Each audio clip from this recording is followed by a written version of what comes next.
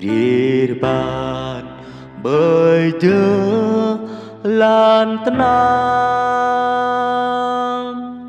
nuôi sát trao như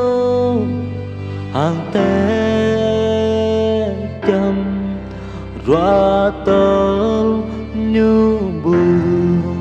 thâu tan giờ lan con có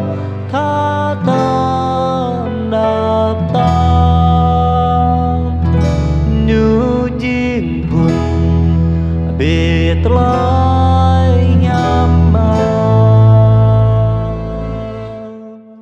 nuôi sát bóng tơ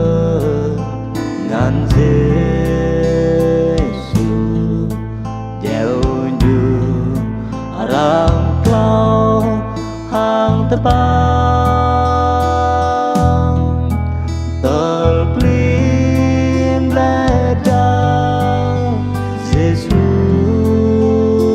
đây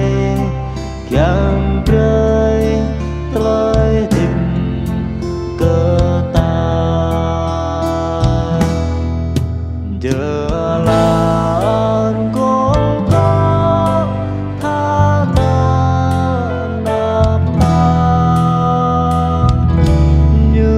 chiếc buồn biệt lái nhắm mắt.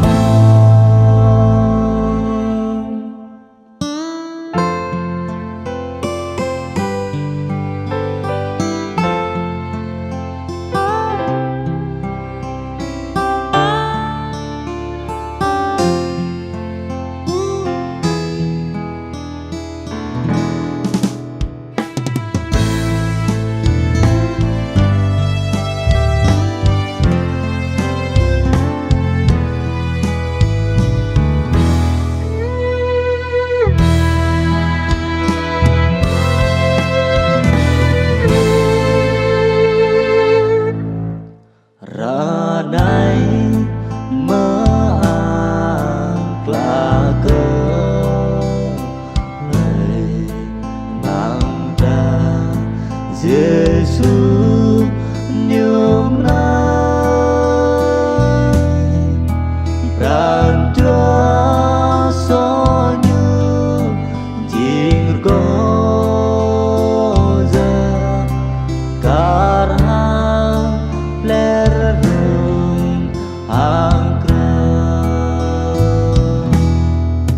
giờ lan con có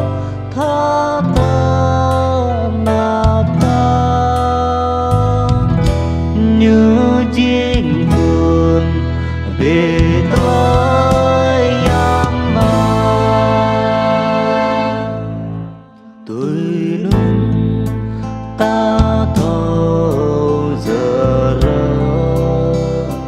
đàn Giêsu dạy dõa cơ ta ta có trái kinh